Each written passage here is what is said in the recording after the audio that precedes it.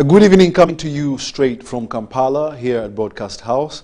My name is Wadulo Arnold Mark and Dorothy Namuyomba on sign language. Welcome to the 10 o'clock edition of the UBC News Tonight. Without further ado, let's take a look at the headlines.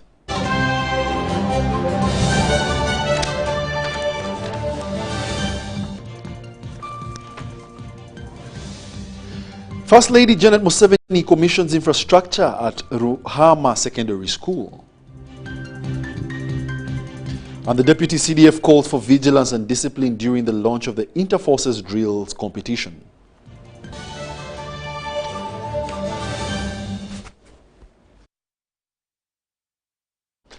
Once again, thank you for joining us. We now give you the news in detail. In our first story, President Yoweri Kaguta Museveni has urged the European investors to tap into Uganda's growing market, emphasizing the country's potential in agriculture, aquaculture, and environmental sustainability. Speaking at State Lodge, Irenga in Ntungamo district, President Yoweri Kaguta Museveni expressed concern over Europe's dwindling investment footprint in Africa, contrasting it with the rising influence of Chinese investors.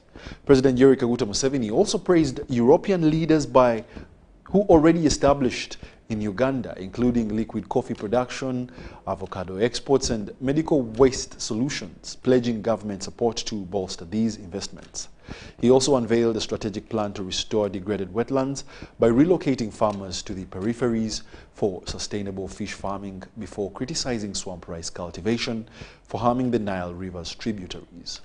President Yoweri Kaguta Museveni further reiterated his commitment to fostering foreign investment that contributes to Uganda's economic development while ensuring environmental sustainability. On the other hand, the investors led by Nico van Vliet welcomed President Yoweri Kaguta Museveni's call for a stronger economic tie. Uganda has favored us. It has done all the engineering. You have all these mountains, those hills like here, where you can pump water to a high ground and it comes by gravity to do irrigation, to do whatever you want to do. So you can see the combination, the fish farming, the wetland reclamation, the reclamation of the water, then using the water for irrigation. I think God has arranged all my stakeholders together today here. The diplomats, the private sector in the different areas. So I'm really very happy with we have got a lot of work to do with water and with energy, a lot of work.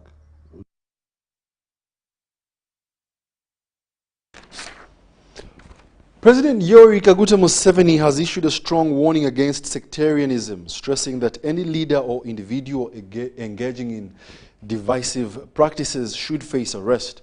The president made these remarks while addressing the media in Kigezi sub-region about the performance of the parish development model. Recalling his personal experiences from his school days, President Museveni shared of how a Muganda man supported his education by purchasing cattle from his family, highlighting the interconnectedness and mutual reliance between communities. The president also announced that the government plans to double the PDM funding from 100 million shillings to 200 million, contingent on the success of the initial allocation. He explained that the first phase was aimed at supporting coffee plantations, but it could also be used for other income-generating activities, such as pig farming and poultry. The government will continue to monitor the use of the initial funding before committing to further increases. President Museveni also clarified that PDM funds are not reserved solely for landowners, but also available for individuals without land as well. And in some areas, beneficiaries have also rented land using PDM funds, and they are making progress.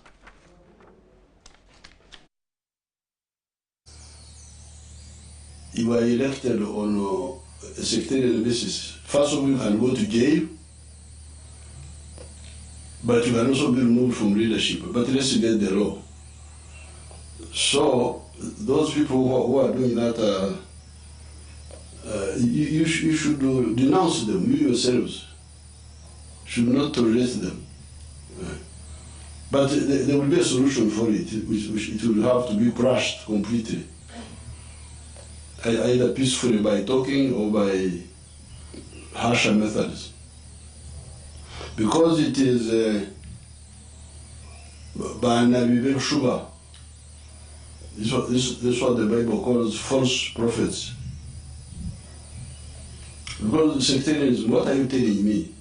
We want to increase to 200 million shillings per parish. And that's what we shall do. But we are, of course, we are now going into the election year. We have got so many expenditures. We may not do it in this coming financial year. But this 100 million was endozo. Endozo mlimanya endozo. Rumo mongas endozo mlimanya. Okroza nini? Yes. Sampling. Okroza is make people taste to see how it works. But it seems to be working well. So we shall definitely, together with other priorities, if necessary, increase. Although this is already quite a bit of money, because 100 million going into a parish per year, in 5 years it is 500 million. Then remember that as I was saying in Rwamtutu, in the 3rd year we shall start collecting from the ones who got first. They will pay back. So at the end of 5 years, 300 people have paid back, plus the 500 from the government, the new from the government. So that will be 800 million in a parish. If you can do it with 2 Bisanja, two terms, a parish will be having a bank of 1.6 billion.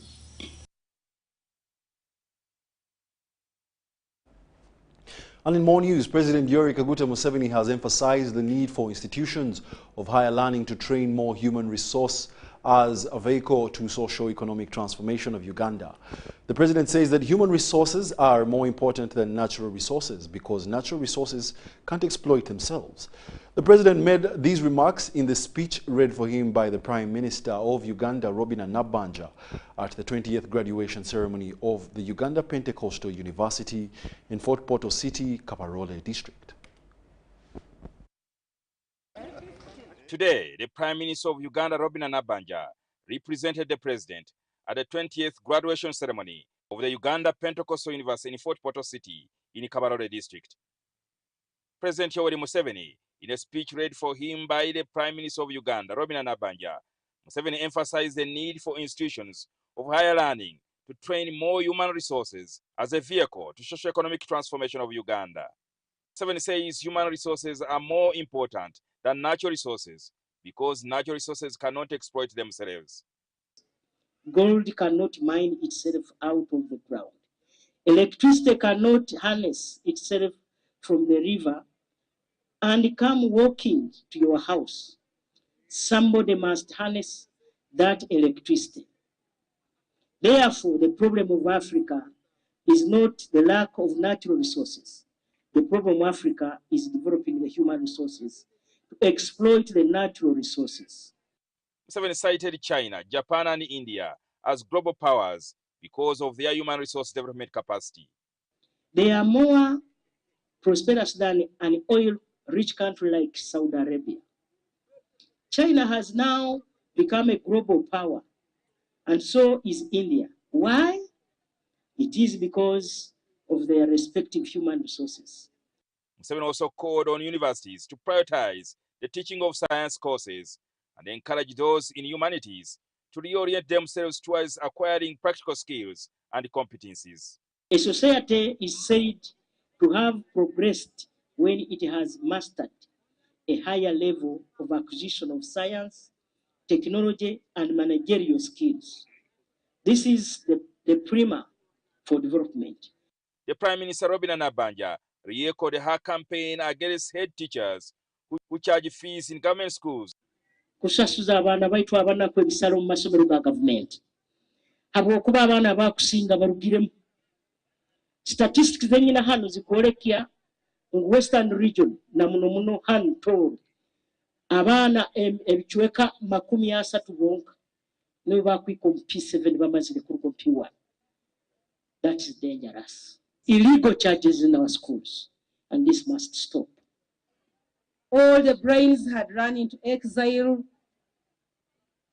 Peace and stability was achieved.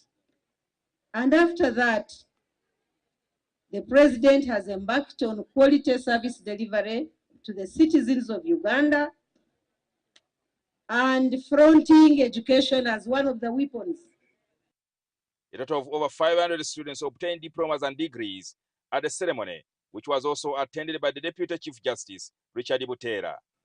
You will face challenges, but within each challenge lies an opportunity to learn, to innovate, and to lead. This university has instilled in you the values of integrity, of diligence, social responsibility. Please carry them with you as you step into the world. But the person also who steals, eventually, first of all, they steal a curse. It's a curse on themselves, it's a curse on their children and their children's children. I don't want you to take that curse. So say no to corruption. I think fighting corruption is possible. So I have 10 million from my office and the 20 from the president, and total is 30. All this is from Jose. Roll it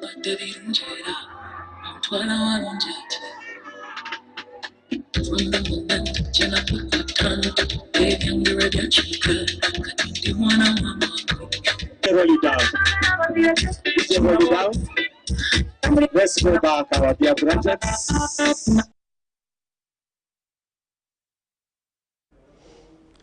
First Lady Mrs. Janet Museveni, who is also the Minister of Education and Sports, officially inaugurated the newly constructed facilities at Ruhama Secondary School in Intungamo District.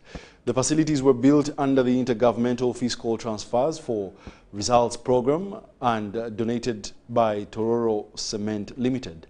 The new facilities include 3 blocks, each with 2 classrooms, a multipurpose hall, an ICT block, furniture for all structures, 2 5-stance VIP latrines and a chain link fence around the school, all constructed under the Phase 2 of the U-Gift project. Let's have a look. While addressing people who gathered at Ruhama sub-county grounds soon after opening the facilities, Mrs. Janet Museveni was grateful to God for the continuous peace, stability, development and transformation in the country that is ensured by the NRM government and President Museveni's visionary leadership. Certainly without the peace and stability we enjoy in our country today and for many years, we would not be here celebrating these significant milestones in the delivery of quality and appropriate education for our children. So as we commission these new facilities, let us not become complacent or take things for granted. Let us remember that God's hand is always at work, and He has enabled us to witness the completion of these impressive structures. Under the U-Gift project, over 117 seed secondary schools were constructed in the first phase, out of which over 110 have already been commissioned. In the second phase, 92 schools will soon be commissioned, and by the completion of the third phase, government shall have built 259 additional public secondary schools. All U-Gift secondary schools being constructed should be comprehensive with 6 classrooms, science laboratory, library, ICT laboratory with computers, multipurpose hall, furniture, teachers' houses, toilets and a chain link fence around the school. She charged the Education Ministry Permanent Secretary to follow up on fulfilling those requirements in Ruhama Secondary School. Now, these great milestones in making secondary education more accessible to our children are commendable. The community, however, should learn from such milestones and appreciate what good governments do in countries such as Uganda. What we require from Ruhama Secondary School is that every learner will learn, progress, and be an adult with proper competencies, with right values and right attitudes, with a love for their country, with the determination to contribute to the achievement of the vision of this country. The head teacher Ruhama SS thanked Mama Janet for her contribution towards the development of the school. Mama, I'm glad to inform you that your intervention has made this school be ranked among the fastest growing in the district of Ntungamo in terms of enrollment, academic performance, and infrastructural development. Reporting for UBC, Baguma William. Wakiso District has welcomed the road network initiative to enhance accessibility within the district and hamper local economy. This was during the signing of the contract between government and the Chongqing International Construction Company to upgrade a 12-kilometer Bukasa Sentema Kakiri Road project at Wakiso District headquarters.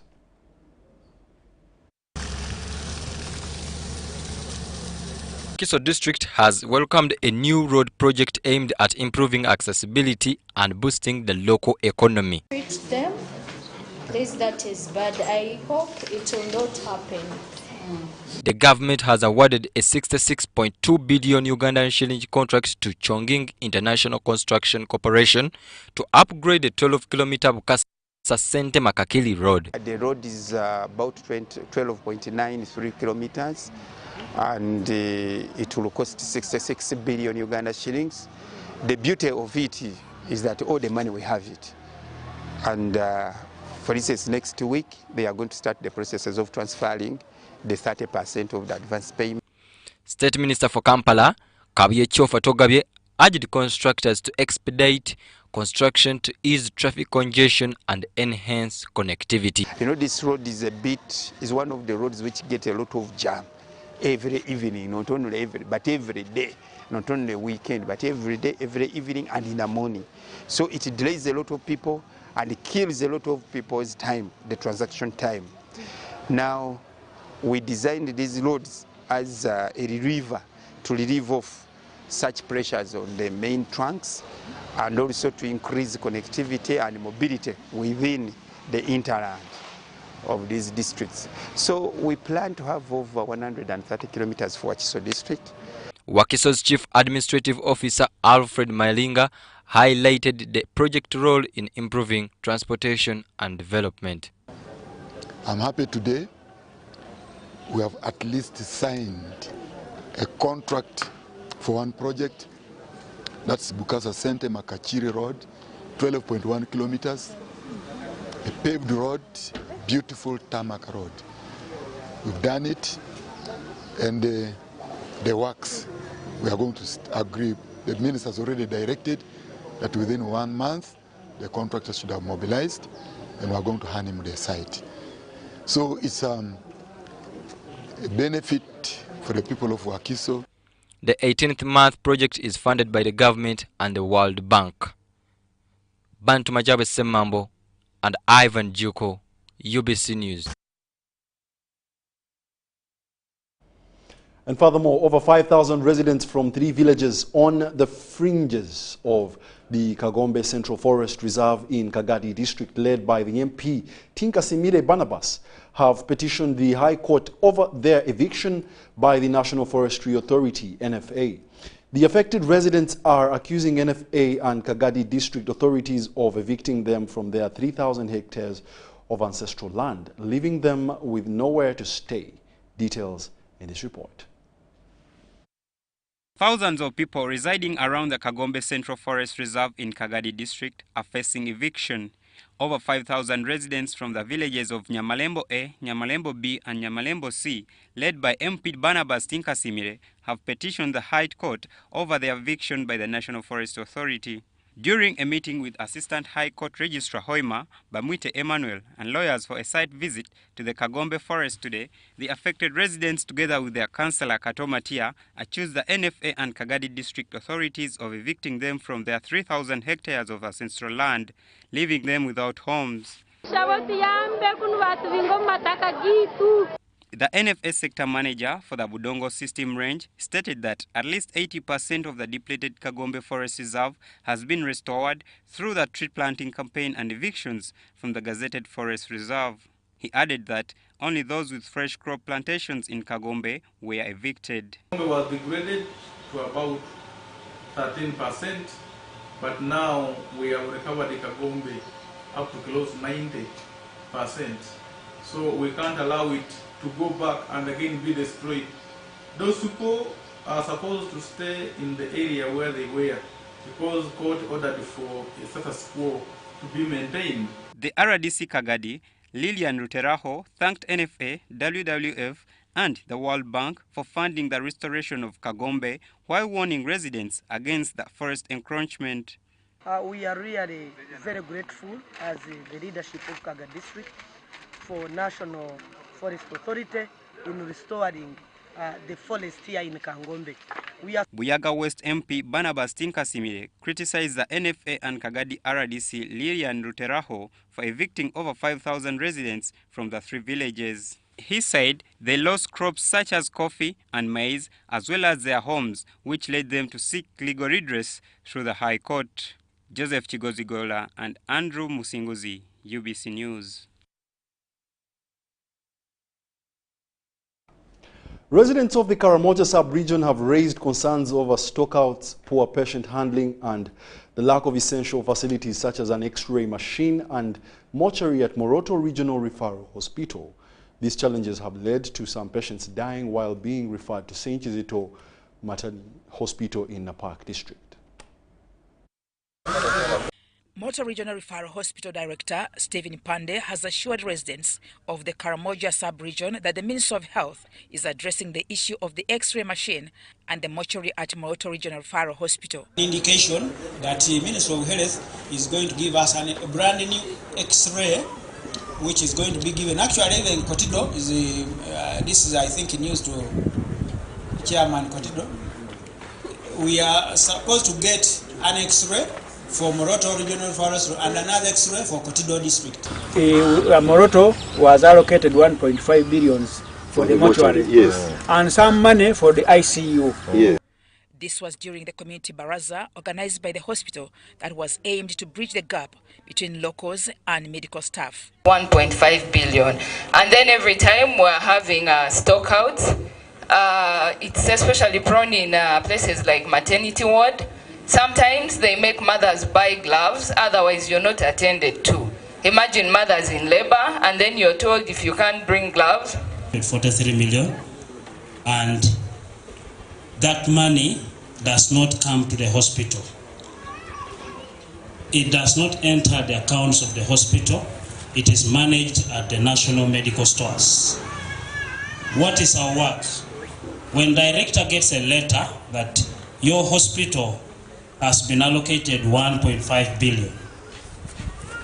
He shares with the department, and now there is a select team that sits to allocate that money to the various medicines, which we have also been given a list to operate under.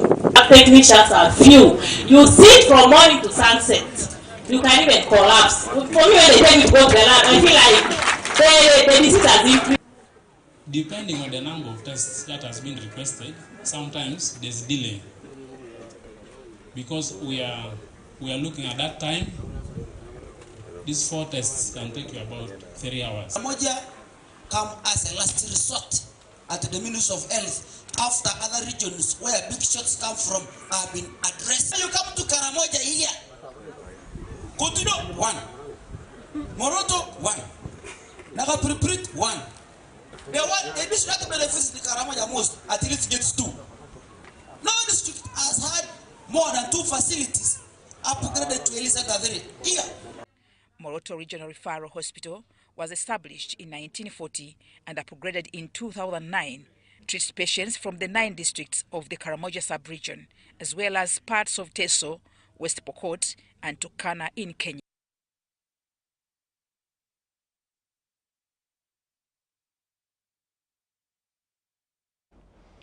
The State Minister for Lands, Dr. Sam Mayanja, has stepped in to resolve the long-standing dispute over the South and Central Busoga Forest Reserves, following President Yoweri Kaguta Museveni's directive to return the land to the people. More details in this report. In 2011, President Museveni ordered the return of 48 villages in Malongo and Kitirera, Mayuge district to local residents. However, over a decade later, the directive remains only partially implemented, leaving residents vulnerable to eviction. These titles that at least you started now taking action. I was also wondering, really, if we have illegal titles in an area and the people are mentioned and the titles are on the system, nothing is taking place. What are we doing? Are we joking?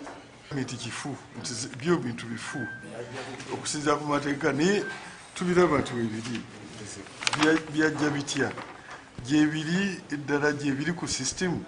Delays in enforcing the presidential order have led to land titles being issued to unauthorized individuals, causing violent confrontations and even death. Here, somebody here has wounds here. Do you have any wound? Do you have any bullets against you? Why? What is more important? What is more important? That person's leg or the tree which is standing up? Don't do it. A tree is not more important than that man's leg. And it's going to be gazetted anyway. He's going to get a touch on it. So what are you protecting? Sebo bakwate nkubire simu.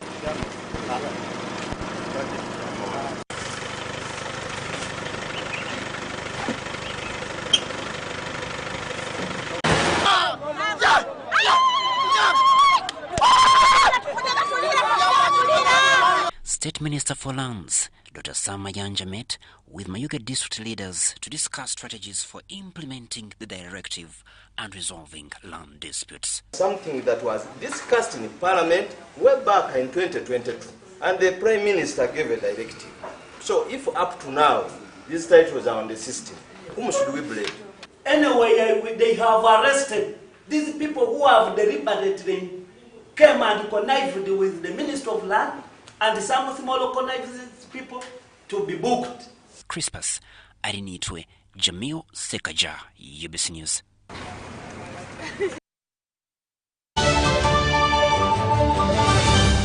Here's your chance to win school fees for your child for a whole year. Just pay school fees using Momo. Abantu bebuloba mwena olwako olwaleero tuli wamwe wano ku St Paul Kindergarten nga tukuze kukola ki tuze kuwa muzadde waffe eyawangudde school fees za mwaka mulamba. Kyeyakoze jogajoga yasasuza school fees we ng'akozesa school pay bw'atyo n'awangula. Nasooka kwogera amannya ga mwana mulala ngenda okuwulira ng'asiriikiridde ne ndowooza tebakinzizeemu si kituufu ne mugamba nyinawo abaana babiri kyava mbuza omulala y'ani ne mubuulira amannya ge n'angamba oyo oli muwanguzi waffe ne MTN Momo wawangudde school fees gwe muwanguzi wa wiiki eno. Dial *165*80#. Select option 2 for school pay. Select option 1 to pay school fees. Enter the student number and amount and approve the transaction. You are now entered a draw to win school fees for your child for a whole year. Looking for instant excitement? The Uganda National Lottery Spin for Cash game is now available online. Wherever you are, you can join the excitement for just 500, 1,000 and 2,000 Uganda shillings. Don't miss out. Register now on www.nationallottery.go.ug for a chance to win your share of 2 billion instantly. What are you waiting for? Play Spin for Cash now, anytime, anywhere. Ituba is the proud operator of the Uganda National Lottery. Uganda National Lottery. Dream, play, win. Participants must be 18 years or older. Play responsibly. The Uganda National Lottery is operated by Ituba Uganda and regulated by the National Lotteries and Gaming Regulatory Board. Government of Uganda presents Post Buses in Uganda, operated by Posta Uganda. We specialize in professional transport, courier and vehicle hire services across Uganda. Our routes include Kampala Masaka Mbarara Kabale Chisoro, Kampala Mukono Jinja Mbale via Tirinyi Road Soroti Lira, and Kampala Luero Kamudini Gulu Kitgum.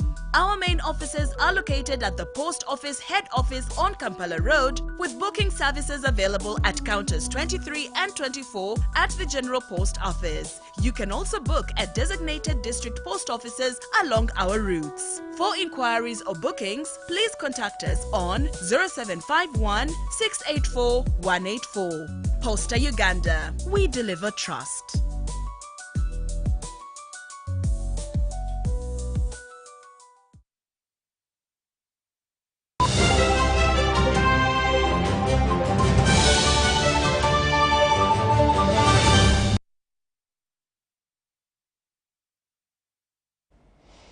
Welcome back. You're still watching the UBC News Tonight, broadcasting live from Nile Avenue.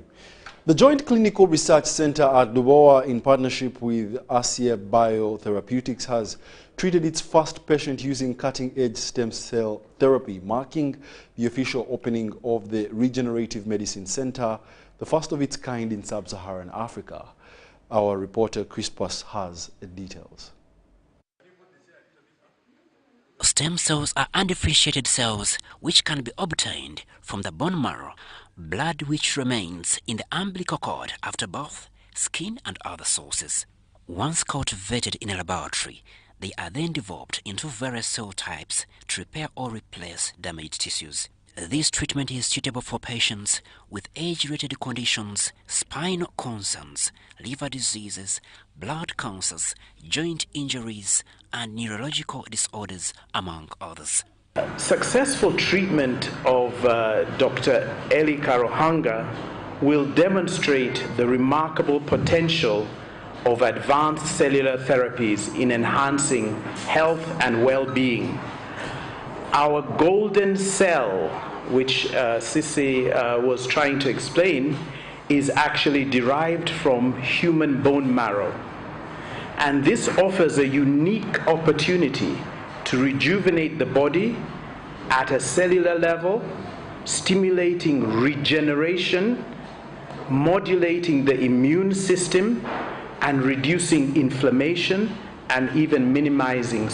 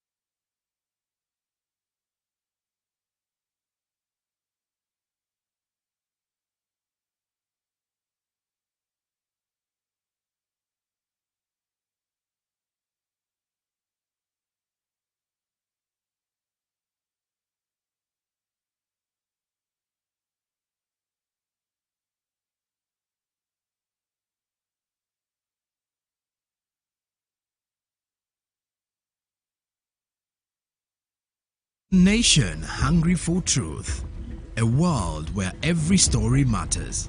There exists a beacon of trust and reliability. For decades, they've been our voice and our window to the world, holding the mirror of our history. With 4 TV stations and 11 radio channels spanning 27 languages, they stand as guardians of information, defenders of truth.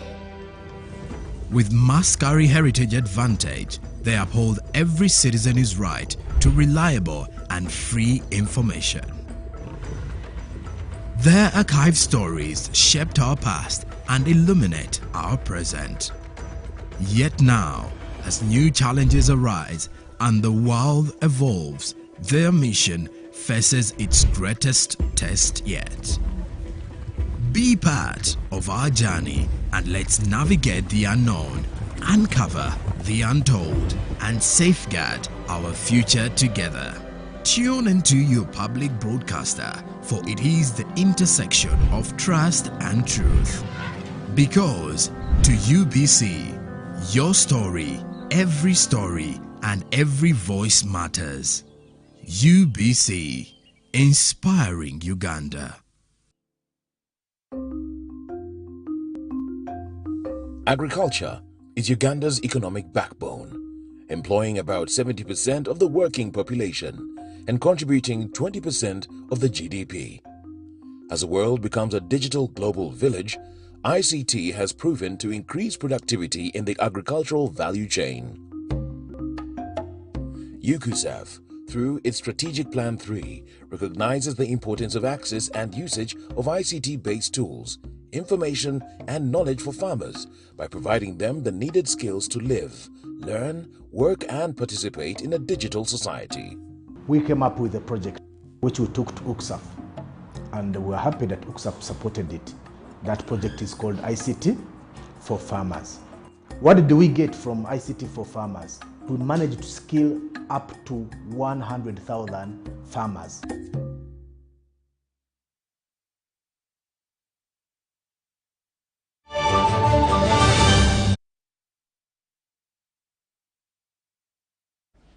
Welcome back. We do apologize for that technical glitch. And now we proceed in the news. A leadership dispute in Rakoko Comprehensive Secondary School in Padera District resulted in chaos as Chief Administrative Officer Michael Wanje attempted to prevent the swearing in of the new Board of Governors members, citing a letter from the outgoing board claiming their term had not expired.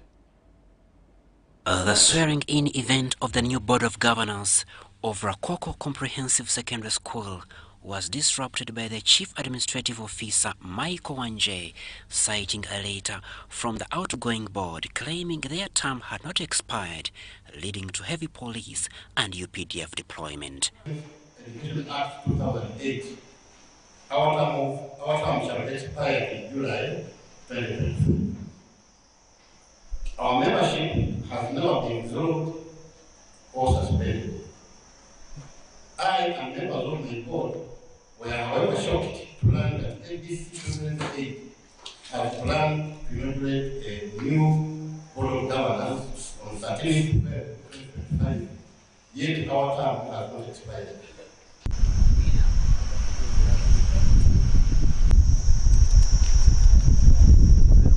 Despite objections from the CAO, the magistrate ruled that the swearing-in should proceed, advising the complainants to seek legal redress. We have two ways to do with this. The first one is the CAO raised the issue. The other thing is that, assuming I am now a lawyer for the Holy Ghost, I will allow the swearing-in to go on. Then I should interpret the illegality. The chairperson of ABC Schools, Nyeko Francis Okello, condemned the leadership wrangles, warning of negative impacts on students. Or wait for 4 months. As they said, that one they expired on 18th July. So by now we are starting on that. Oponya had been on our board, and in 2018 he was removed from the Board of Governors, directors, of which he had been many years. And Mr. Odida appointed this gentleman to be the chairman of the board. There is a big vacuum in the Board of Governors of this school. That we cannot inaugurate a new board upon an existing Board of Governors. So I have been guided that I should write a letter to the Attorney General, who is the chief interpreter of government law. Most of these leaders come at the last point to firefight. Yeah? And unfortunately, most of the problems we have in Pande is political. There's a lot of politics. Crispus Arinitwe, Jamil Sekaja, UBC News. Education reform requires action, not just policy. In Palisade District, Honorable David Ochoa is making a real impact. After pledging support for schools, he has begun rewarding top students with mattresses, blankets and suitcases, boosting the district's pass rate by over 7%.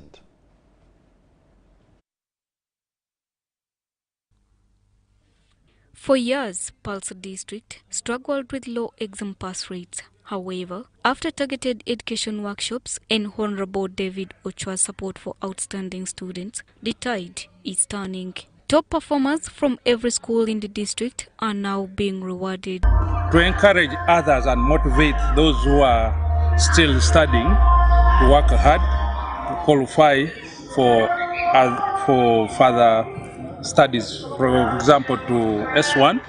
So as a leader, I had to come up with the idea of making sure that I support at least those who have fairly performed grade, first grade, second grade and third grade, who qualify to join to senior one by providing them the best items that you have seen we have done today. District education officials attribute the success to this collaboration. Increase from 78 to 82% pass rate, and we count it as an improvement. We think it's attributed to some of the continuous inspection of schools, monitoring of schools, and also the trainings within the schools. We didn't have much money for capacity building, but we teamed up with other providers like members of parliament. The government has recognized such efforts as essential to achieving national education goals. We as a government, we are doing our best, but also we need such motivation to motivate our children to make sure that they study and they hire for more. Two, no one has the right to send away our runners from school. That one, I'm going to deal with them. If they have an arrangement, they should deal with parents and guardians, but not learners. They should leave our runners to study Pakalas. For the students, the rewards are more than just gifts. They are a source of inspiration. I think he's the best MP for Agule. Why? He has fulfilled his promises. Very good MP, and what I tell all the people of Agule, let's not be spoiled by other people who come and say they are best. We have our only MP, that's Ochoa. With performance on the rise, the focus is now on sustaining this momentum for even greater success. Charity Marion Imnat and Vincent Wamo.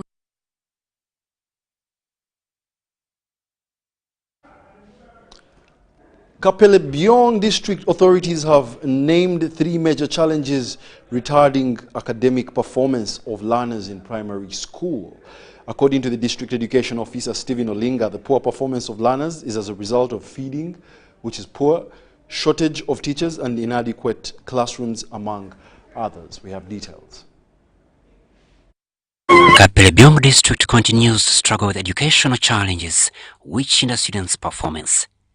The district education officer Stephen Olinga identified issues like poor feeding, teacher shortages and inadequate classrooms. Our parents are not supporting the school feeding program. That is our biggest challenge. The parents have only supported the upper primary candidates, that's P6 and primary 7. But the rest of the classes survive on oxygen or water from 6 a.m. up to 5 a.m. It's being very, very unfair. The teacher-pupil ratio is alarming, with 1 teacher for every 89 students in upper primary and 1 for every 218 in lower primary, which actually puts the district at a risk.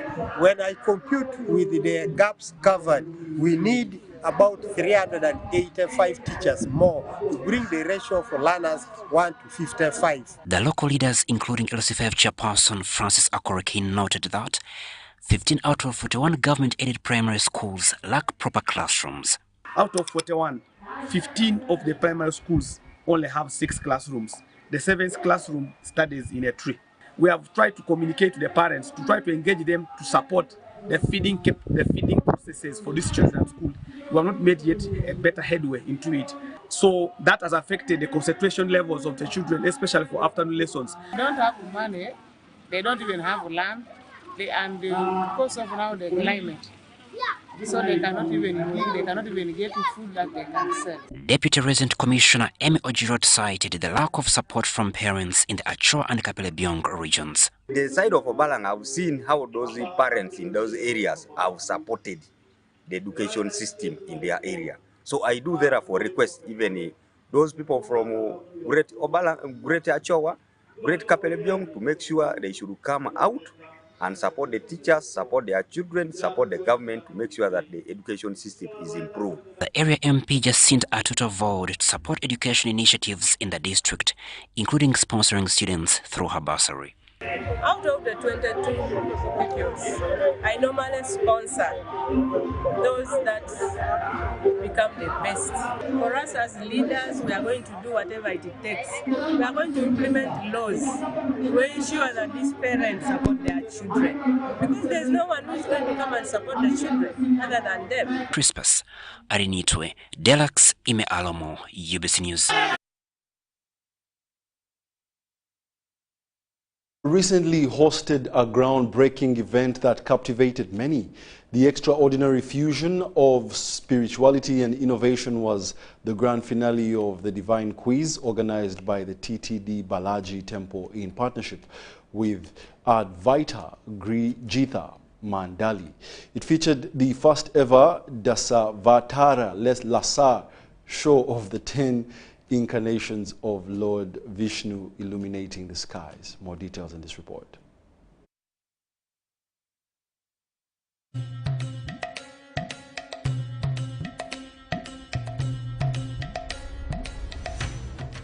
The grand finale of the Divine Quiz, organized by the TTD Balaji Temple in partnership with Advaita Getha Mandali, that was held in Kampala recently, was meant to celebrate the spiritual knowledge of young minds. The event was a mesmerizing blend of tradition and modern technology. Hundreds of devotees, students, and children attended, making a memorable milestone in the city's religious and cultural history. Laser show is a unique kind of show. Unlike dance, music, there are 64 arts. This is one of the unique kind of art. And I can say in Uganda, this is the first time our TTD Balaji Temple is bringing the laser show.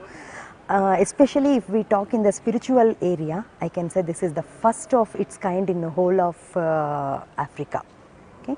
So laser show, why it is so unique? Because it uses a different colorful beams, then voice, and also the music, fog, fumes, and all those things to bring the visual effect on the audience. The Divine Quiz aimed to inspire a deep understanding of sacred scriptures, with young participants eagerly demonstrating their knowledge of Lord Vishnu's first 5 incarnations. After several rounds of intense competition, the finalists impressed the audience with their profound insights. First 2 rounds were the written rounds. We started with 52 teams with 4 children in each team. It was a written round, and the final round was the oral round. All the teams performed exceptionally well, and it was fabulous to see the knowledge that the children gained out of a quiz like this. Yeah. And the next topic, we plan to make it an annual event, and the next topic is about Lord Krishna, one of our avatars of Vishnu. But our interest is to kids to get more interest in this knowledge, and we conducted the laser show. The purpose of the laser show is, in the next year we are going to conduct it as a repetitive program.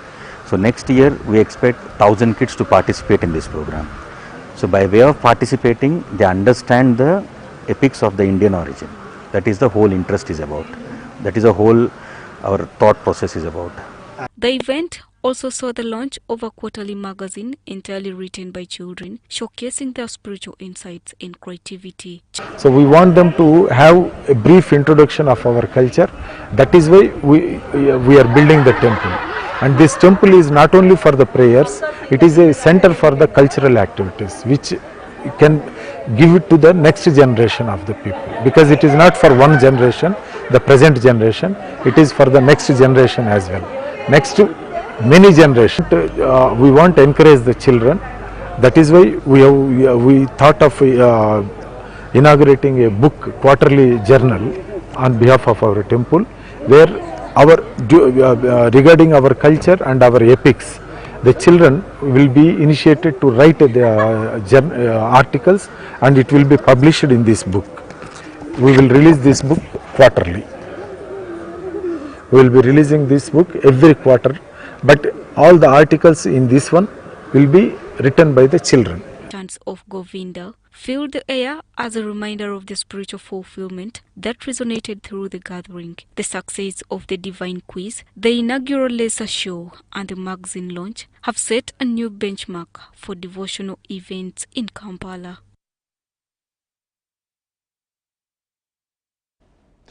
Light College and Vocational Institution Bulenga has celebrated the success of their 2024 Senior 4 candidates with a Thanksgiving ceremony. The event was attended by parents, students and staff, all expressing gratitude for their students' excellence during the exams. More details in this report. Light College and Vocational School Bulenga has celebrated the success of their 2024 Senior 4 candidates with a Thanksgiving ceremony. Pastor Dr. Kajura Jime of Busoga Field SDA Church encouraged the parents to continue supporting their children's education, emphasizing the importance of dedication. Builds the house, they never invent who built it. Unless the Lord guards the city, the watchman stays awake in vain. It is in vain for you to rise up early, to sit up late, to eat the bread of sorrow, for so he gives it his beloved sleep. Closer, behold, children are a heritage. John chapter 1 verse 4. I have no greater joy than this, to hear of my children walking in that truth. School Director Joseph Mbuga Chiberu thanked government for the all-level competence-based curriculum and praised the hard work of both students and teachers. Dampers, mixers, ezikuba block eza 70, pilots bazizimbe bano.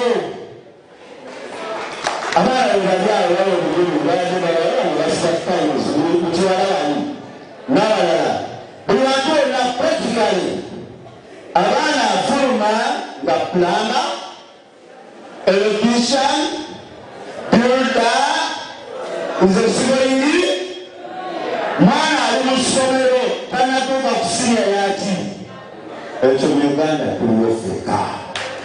The event highlights the values of hard work, perseverance, and gratitude that guide the school's mission. Robert Katamba for UBC News.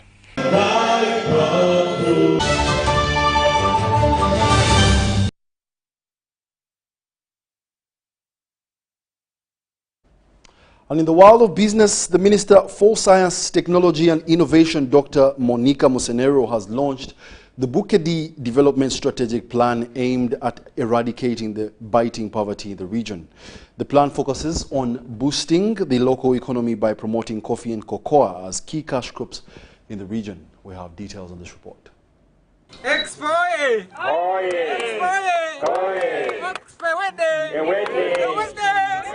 The expo is now going to be part of that commemoration of the Bukedi saying bye-bye poverty, bye-bye Gorachida. Can we do it? Yes. Are we able to do it? Yes. Are we going to do it? Yes. This comprehensive plan targets coffee and cocoa as essential cash crops to strengthen the region's economy. We have studied all the crops that we have in the country, which are perennial, and we found out that the best crops to be adopted in Bukedi is coffee and cocoa. Then we will plant in bananas as shade crops, but the main cash crop, the main cash into people's pockets is going to come from coffee and cocoa. The launch occurred during the Bukedi Sub-Region and Agricultural Expo in Tororo, where leaders collectively recognized the potential of these cash crops to uplift the region. Bukedi. We are going to grow coffee, we are going to grow cocoa, because these are perennial cash crops. You plant them once, and you don't need again to plant every year the way we are doing with cotton. The reason why we chose coffee and cocoa is that we realize it will place more money in your pocket, more than any other crop that you can grow. The enterprises we have selected, when you calculate it, it gives returns to investment, so there's no worry about that. What now we simply need to do is to go ahead and invest, and implement it. And if this is done, the story of Bukedi Sub-Region being second to last in being poor, it will be a long story. Dr. Musenero also announced plans to reward the best performing districts for their efforts in implementing the strategic plan, further motivating progress and the fight against poverty. We will have competition based on the implementation of the strategic plan. So when we come for the district meetings, we will be handing over formally so that the chairman and your team, you don't have any excuse. Around here, as you can see, we have different ideas that we are using to grow vegetables. These vegetables can help you at home save both money and also earn you.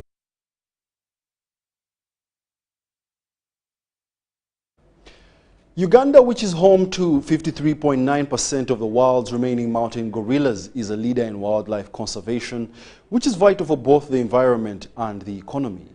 The Environment Governance Institute, a non-profit organization, supports the sustainable use and management of natural resources to promote socio-economic development. More details in this report.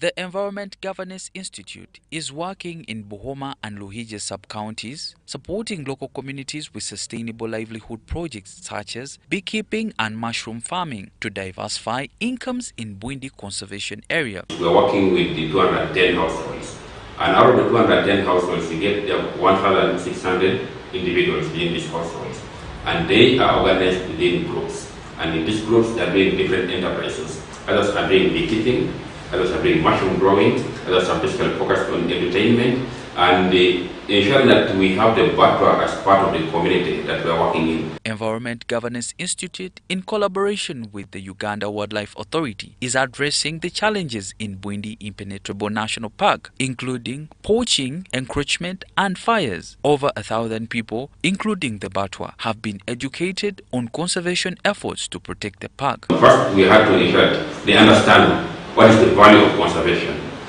We clearly made them understand that conserving Bwindi Impenetrable National Park is not just an interest of only the government, but also it benefits them as the people and the local communities. The Minister for Tourism, Colonel Tom Butime, recently announced a notable increase in the mountain gorilla population in Bwindi. This growth is expected to create employment opportunities for thousands in surrounding areas, thanks to local community involvement in conservation efforts. The revenue sharing agreement is a very good idea that Uganda Wildlife Authority and the Ministry and the government came up with, able to give frontline communities as an incentive towards conservation within these areas. But it's extremely very important that any projects that are being done with local communities, involve them, ensure that they are able to identify the needs assessment. Ownership will always be at the heart of the communities once you have involved them in identifying what needs to be done within the available budgets, and that can be able to bring in more benefit and more impact and more conservation within the local communities. Uganda will celebrate World Wildlife Day on March 2nd, 2025 in Lira District with the theme Wildlife Conservation Finance, Investing in People and Planet, highlighting the importance of continued investment in conservation. Kenneth Chitandwe reporting for UBC News.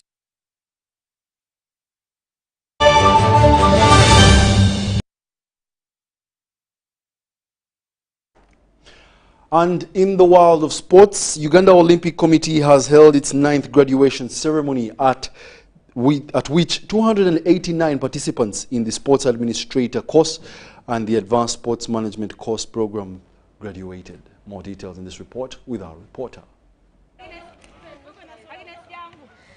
In the past, most people in sports administrative positions in Uganda only prided in their academic documents gained from the country's formal education. But within the confines of Uganda Olympic Committee at Lugogo, members led by International Olympic Committee member William Blake thought otherwise. They applauded the formal education government offer, but found it insufficient as a gauge to manage sports, which was going through several wrangles. And in a flash after thorough brainstorming, followed by consultancy at the International Olympic Committee, a capacity building department started. 10 years down the road, and on the occasion of its 9th graduation ceremony, at which 289 learners graduated, what started as a dream is now the most sought after. 1 year from now, we will look at all of you and we will see where are you. Set your targets and be ambitious. The president was saying is don't just use this as a paper. Apply it practically and move up in your organization. This latest cohort was from the 4 sports administrator courses that produced 236 graduates, while the 2 advanced sports management courses had 53 graduates. I would say for the period I have gone through this course, I have known how to professionalize sports. I have known how to manage human resource in sports. I have also understood the basics of organizing an event, what you need to put right in order for you to have a successful event. I've learned a lot from studying this course, and I know I will impact a lot on my club, Chambogo Handball Club, and also a sports scientist. I really like to put this into practice. They have taught me a lot in sports. Successes like increased women involvement are hurt by challenges like internet slowdown and sabotage by some federations. Since the inception of these programs in 2013, we have recorded a tremendous number increase in enrollment, and specifically an increase in the number of women trained in sports administration and management, thereby promoting one of the IOC's agenda of increasing women's involvement in governance and management of sport across the world. To ensure such programs are taken serious, Uganda Olympic Committee is on the process of registering them with the Directorate of Industrial Training. This will enable them to be fully recognized by the Ministry of Education and Sports as technical training programs in sports in Uganda. This year's programs will start with the Sports Administrator course to coincide with the Women's Day as Uganda Olympic Committee plans to move across the country. VP.